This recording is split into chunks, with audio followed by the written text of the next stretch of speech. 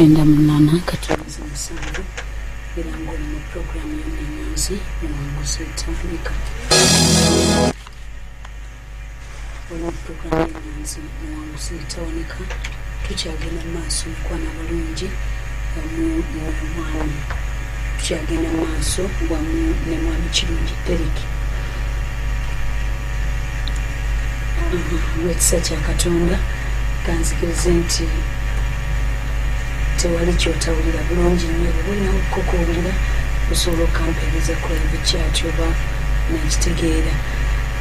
Kaakati mukwanya balungi olw'ekisa kya Katonda n'obulungi bwa Katonda obwo bwe tweyongera okulaba eri abawanguzi baffe ab'enjawulo era nga bwe twogerera nga sinakomyawo mwami Kirungi tulina wano kiranga ekyenjawulo Smile Skin Solution be bakugu abasobola okuyambako okulabirira olususu bajjanjaba ensusu z'ebika byonna ate nga obujjanjabi businziira ku lususu basobola okukuza ku natural kalayo n'abalina ebizigo ebikuza obuto ate nga bakozesa bibala mu bizigo byabwe basobola okusomesa engeri y'okwejjanjaba olususu basangibwa wali ku Parker View Building level 5 number 2 oyingirira ku gate ekutwalako Ihulu restaurant bakubire ku simu 078 musanvu 250 499 oba ku 075 musanvu 498 obuuze mukyala Shakira Mulokole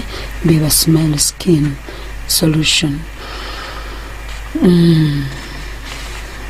Okay, tugenegena maaso bw'obala owuliranga kateredde bulungi nange osobola okukaŋŋamba neewulire bulungi olw'ekyo nga bekigenda maaso. Okay, katugende maaso n'omuwanguzi waffe okusinziira nga bwe tuli mwami Kirungi obulamu bujja obutambuza Nabo. Myaka bugituuka emekaawo. Emyaka kati ntuuse okutegeera nkomyewo e Kampala. Mu kyalo nvuddeyo ogwokubiri nkomyewo e Kampala. Nzize mu busomesa mbutambuliddemu naye nga tebufuna bulungi nfunye omukyala. Kati omukyala omufuna kyala yali naye mulokole. Mwaka ki ogwo ate? Mwaka gwali gwa 2015. 2015 tusembedde 2015 awo. Oyina emyaka emeka wofunira omukyala? Myaka 2 gaweze. Kati emyaka 2 awo mukyala nemufuna netubeera awo naye nga ate nali nga nkyamukwana nalwawo naye teyali mwangu. Teyali mwangu nali manyi byebiri ebyomukyala ebyemiyembe ne ssente n'ebirala n'amasimaati. Ye yampa obudde obulungi ndowooza namukwanira kumala omwaka ogumu. Olwo wali osazeewo nti ogenda kuwasa? Nali nsazeewo ku myaka 2. Ate ekirungi Mukama yannyamba najja nga ntegeera nga ndaba ebintu ebyokwana abawala ebyo tebijja kukola ki okungasa. We najjira Katalemwa Matugaawo nga sirina muwala yenna gwenkwana era omukyala wange oyo yennyini gwe nasooka okukwana mu kyalo ekyekatalemwa mu Matuga yonna nga nkomyewo e Kampala ogwokubiri. Ovudde mu kyalo ekyakutwala? Nvudde mu kyalo. Kati ng'ebirala byonna nabita ab'omukyalo bonna nga nakola ki nabata naye ng'ate mu kubata ng'era omutima ogumu bwe mba ngenze mu kyalo ng'era stiru oddayo emisiri eri mu ba ex aye takimanyi nti olinayo omukyala. Kati olumu oyo omuwala yakubako ku ssimu yange. Essimu nali ngiresewa ewaka omukyala n'agikwata. We nadda ewaka lwali lutalo nalwo. Kati ekyo kyekyanzibula amaaso neŋŋamba kati let me stick to one person.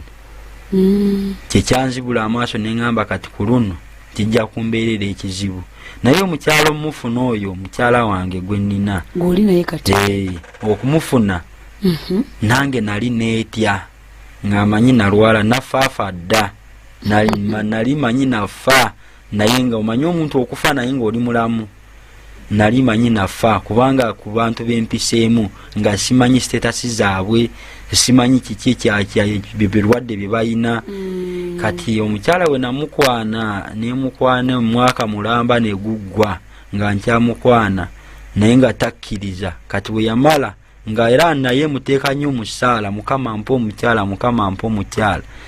Kati we yamala nakkiriza, naye mu kukkiriza kwe naŋŋamba nino tulina ogenda ku musaayi. Nze nga mmanyi byebiri nti bw'anakkiriza bali be bali abawala ab'omukyalo bano be nalina nti kasita mba mugambyeko kiba kiwedde.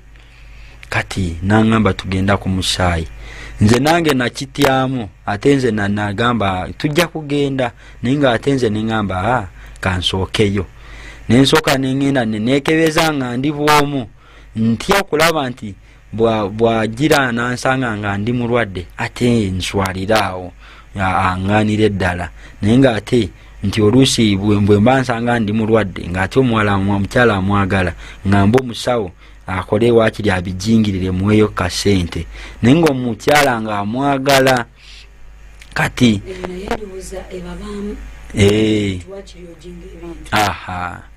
kati neŋŋenda w'omusawo. Kati omusawo we nagendayo nankebera, mukama yannyamba, nali sirina bulwadde, nali negative. Nenkyebaliza mukama.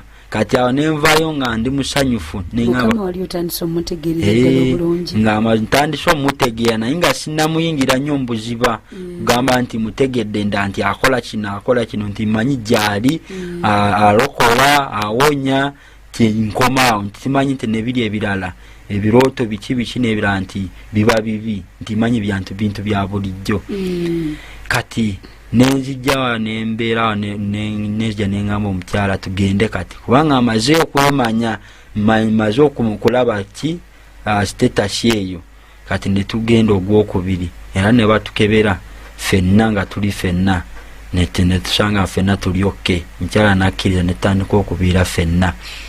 Kati mu kubeera ffenna oli ofunye ennyumba olwo era nga mpangisa ennyumba ngifunye ey'okupangisa ngifunye, naye nga nasookera nga akayumba ke nasookeramu okusooka nga sinaba kuwasa, nga akayumba ako nkakwata ne ku bbaati nga tekali mu siiringi nga kali awo nga neebaka wansi ku mufaliso.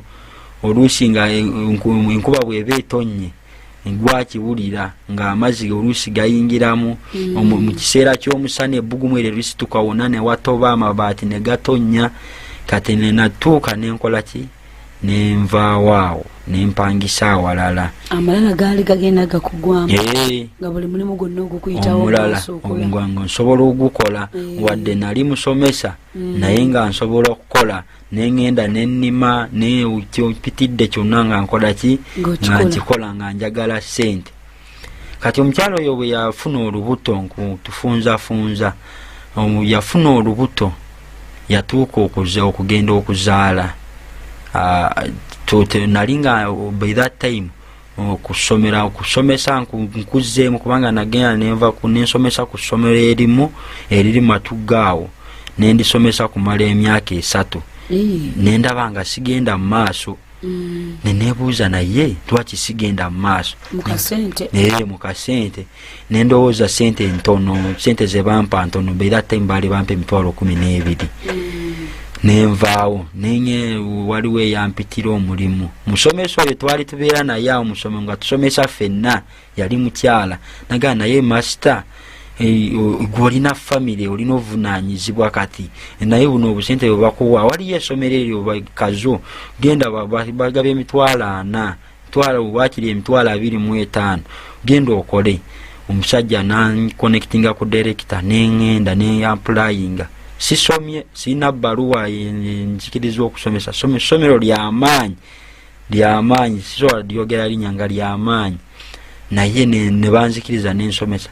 Naye nga nsomesa kiraasi nazo ez'amaanyi P4, P5, P6, P7 math science nga nsomeseza ddala ng'abaana bakola ki kubanga era ng'essomero lye namalako emyaka 3 nali nsomesezaawo nali nfunye experience kubanga nasomesa abaana baali mu P5 ne bagenda mu P6 ne mbasomesa P6 ne P7 ne batuula P7 nga bavudde mu P5 ne bakola bulungi. Kati abaana bali mu senior 3 naye nga bakola bulungi. Kati nga buli musomera director wange oyo yali anjagala nnyo, naye nga ntya okugamba nti nyongeza ssente. Kati nengenda akazo nga bampa transport allowance nga bampa buli lunaku, nenkyamuukirira neŋŋamba nfunye, naye bampa omwezi gumu ogwe ne bansasula. Kati we bansasula ne mukyala wali eri otegedde oyingidde obusomesa. Kati ne batuuka era emize egy'essomero nga bw'ogimanya amasomero agamu agatali g'abalokole. Wali togenda kukwana baana baffe? Awo omukyala nali mufunye ebizeezeze biri nga mbikakkanyizaamu. Nga bikakkanya? Nga oli ku bunkenke? Kale bwaliwo obunkenke, oluusi obeerawo neweegomba nga naye ate tolina kyakkola. Neweegomba omwana omusomesa? Kubanga kati oba tolina kyakkola kiringa nga bw'obeerawo neweegomba ekintu ng'ate tolina kyakikolera, nga weegombye emmotoka Prado naye nga tonnatuuka kiraasi yayo ogikola ki, nga osobola kuswala nsomesa omwana ate nsobola omukwana ng'eyo entiisa mweri. Walisanga maaso? Wakomanga kulaba ku maaso ne biggwa. Kati nensigalawo nenvaawo ne ku ssomero kubanga baali sente nga tebakyansasula bulungi, nenvaawo. Kati bwe navaawo nenyingira mu kampuni emu ey'amazzi eri Kawempe nentandika okukola mu Highland. Olina omukyala? Nina omukyala. Myaka 2 owasizza? Myaka 2 mpasizza. Nina omukyala tutambudde 2016 afunye olubuto. Ndi mu Highland nkola amazzi mu mazzi, oluusi batuwa ssente, obusente bw'abayindi obumanyi, oluusi babutema n'okakkana ng'otambuzizza kigere kuva Kawempe paka wa Matugga. Naye ng'otambuza kigere olabye nga ewaka omukyala akoze eki? Kati ofuusa musajja. Omukyala kyonna kyekitwala nga nina okutuyana ng'omukyala alina okulya, wadde nze siridde, wadde ntambuziza kigere ng'alina okulya. Kati nembeerawo nentambula mu mbeera eyo bwetyo, n'omukyala afunye olubuto atuuse okuzaala. Bampadde omusaana kubanga wanava mu mazzi ate nenyingira mu busomesa. Kati bwe nayingira mu busomesa nengenda n'amasu. Waliwo omusajja omu ozzeemu mu busomesa? Nalina omusajja omu yali nga ndaba nga nsomesa ku ssomero erye Matugga eryo, n'agamba naye ninayo essomero eyo lye nakola, osobola kujja n'osomesa. Ningamba kale tujja kujja twogere. Nemugamba naye transport tujja mukola tutya? Nagamba kati ojja kusenguka ove Matugga ojje no n'amasuba. Naye omutima waliwo omwoyo ogwangamba nedda togenda.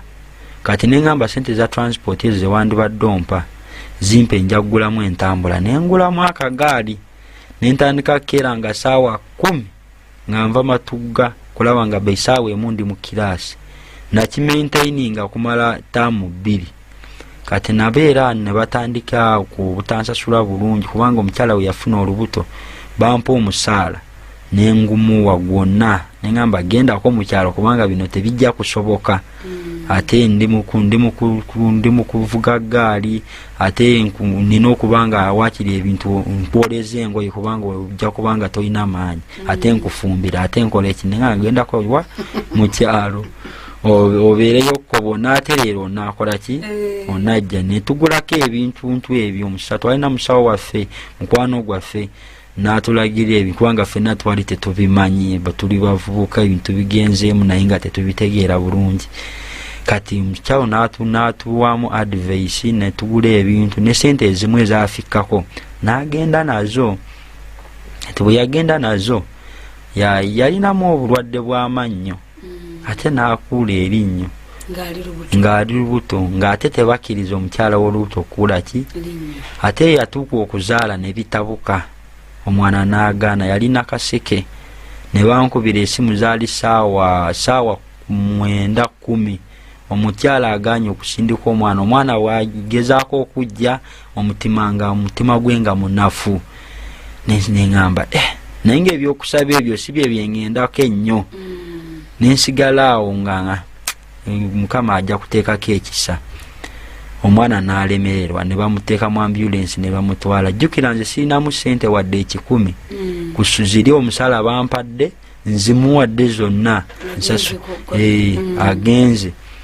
Kati we yatuuka yanaazaala kati biiru yajja. Biiru ngaeyo sirina ssente wenzijja. Naye nalina mukwano gwange namulabanga nnyo. Oyo sijja kuswala kumupogera linnya kubanga musajja akyusiza obulamu bwange kuyita mu Katonda. Bamuyita Lwanyaga Julius. Kati n'omusajja bamuyita Kalali Mike. Kati natera ddala Lwanyaga oyo we namutuukirira teyayagala nnyo kumpa ssente. Nali mmanyi nti bwe naagenda ne mukabira ekizibu kyange ajja kukwata ssente ampe zaalina kubanga nali mulaba musajja wa ssente avuga mmotoka alina ennyumba y'amaanyi ne ŋŋamba ajja kumpa ssente. Naye ng'ate bwe natuuka nantuuza mu sitting room ate nanziza mu njiri. Enjiri eyo yambulira nga si byendiko nga ninda kimu atoleyo wakiri ssente akole ki nga ntaate nga nze simanyi nti kyambuulira kyekisinga obukulu. Kati nembeera awo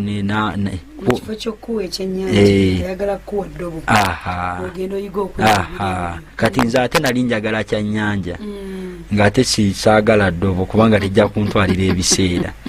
Kati nemunyonyolamu embeera naye tujja kulaba Mukama w'anaakola naye olina okugendako emutundwe. Awo n'atandika kunsikiriza okujjawa emutundwe.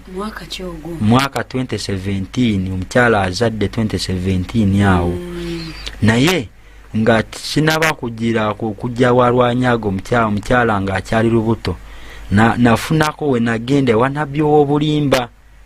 Kati abanabbi ow'obulimba ne bampa obutambaala biki. Naye nalaba nali nga nsinza omusajja ali awo nti ŋŋendera nnyo ku ebyo nga nzijukira obusamizi obw'ewaka.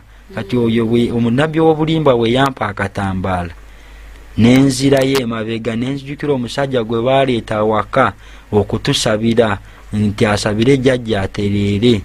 Yaleeta mazzi n'ayiwa amazzi n'agamba tuzibirize ffenna. Nembisuula ebintu bye yali ampadde era nentaddayo. Wategeera nti muno busamize bulongoose. Busamize bulongooseemu kusinziira bye nalaba ewaka. Kati nenvaayo nenfuna oyo mwami Lwanyaga Julius. Kati bwe namufuna ye yasigala nga nnemerako era nze nzizaamu nnyo amaanyi abantu b'emutundu abalokole ffenna bw'oba ng'ofunye omuntu agenza astray lemerako kubanga mwami Lwanyaga yannemerako gendako emutundwe muganda wange gendako emutundwe. Kati we natuuka neŋŋamba naye wala neŋŋamba ate akagaali sikola ki naga kati gwavuga akagaali nova matuga nogenda n'amashuba ate mutundwe eri wakati we n'amashuba ne matuga. Kati osobola tuka neŋŋamba naye naga kale gira ng'oteekako radio 98.7 nenkikisigala nga ngiteekako naye nga sibye kyajo mpulira mpasa Tomu ayogera ku birooto biki ku bakyala. Naŋŋamba ebyo by'abakyala tebikola ki abasajja bagamba by'abakyala neŋŋamba tebinkwatako. Naye ng'ate certain extent byatuuka ne binjigiriza. Kati nzizeemu nenzijja lwali lwakuna 2017 yali September nemugamba kale nja kufuba nnyo nzijje nensiibula ku ssomero zaali ssaawa 7 nenzijja nzaali ssaawa 5 nvuga akagaali kange kacyenja nenzijja mutundwe. Kanisa y'abapya eyo baali tebanaba gizimba yali ekyaliwo eri enkadde. Kati we najja nentuuka mu kanisa enene lwali lwakuna nensanga bayiridde emikeeka. Neŋŋamba ate size mu ssabo lyakubiri lino kati nesibitegeera kati saabitegeera ate bwe bagamba abapya neŋŋamba ate kati ffe bagenze tubuulira birala engeri gye tukolamu ebintu. Kati bwe nafulumamu neŋŋamba sijja kukola ki kugendayo mu bapya wakiri kanvuga akagaali kange nkole ki nzireyo. Buzibu ki ekigambo ekyo kisawundinga kitya ng'otuuse bwe bagamba nti bapya?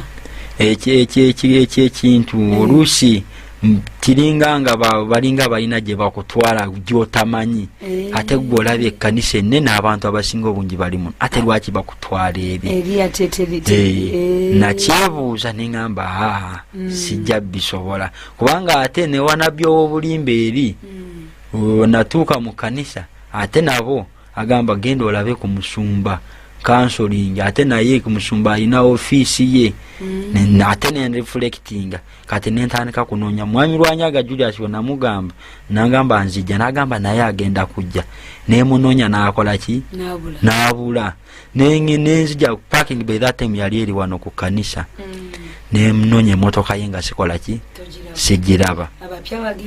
Abapya bagenze nkyali awo ntawanyiza nemala nensala olumu nengamba naye kaŋŋende neŋŋenda nentuula mu bapya ne basomesa be that time omusumba Betty yajja n'abuulira yabuulira enjiri ey'okutuukirira ey'okukyuka yawa obujulizi ekigambo ekyo kubanga nali sinaba kuyingira nnyo mu by'okusoma bayibuli ebyo nekigambo ekyo kye yawa obujulizi bwo era obujulizi bwe bwansumulula nnyo.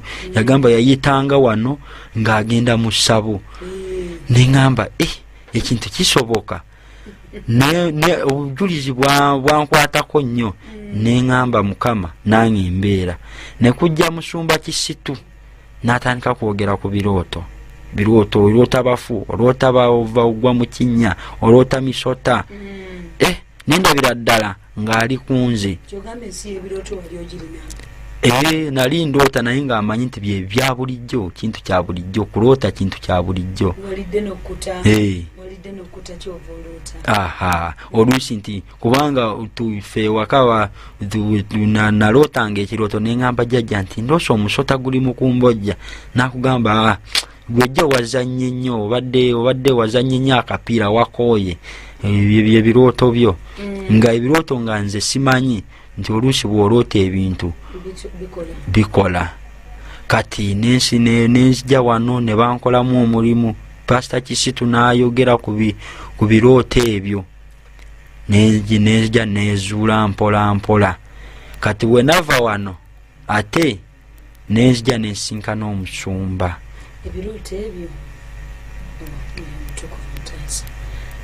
Ebirooto ebyo walootanga byali byakuva buto oba byali binyenyetidde nnyo ng'omaze okuwasa? Kuva mu buto nali nga mbiroota nagwanga mu kinnya nga ndoota kikawuula ntuuka wano we nategeera nti kawuula nti spiritual waves spiritual husbands n'okozesa ng'oli mukozesa omuntu mu kirooto ng'okozesa omuntu mu kirooto ate ekyamusajja kiyitirira kubanga ate kibeera nga kyariyo kyennyini n'ozukka ku makya n'obeera nga abadde mu kikolwa kyennyini n'osanga oba either weefukidde oba obuliri bwonna butobye nga wenna oluusi weebase oyambadde naiti naye nga ku makya weesanga ng'ogyeyambudde. Byantuukangako. Kati we natuuka awo nenzija ate we nava wano ate nenziramu neŋŋamba kansooke mbiveeko nensigala nga mpuliriza rediyo Pastor nga live service ez'oku Friday nga sizita muwanguzi tawanika. By that time waliwo omukyala eyali nga amukulembera yali Lilian oba Nankaye wa Mukisa.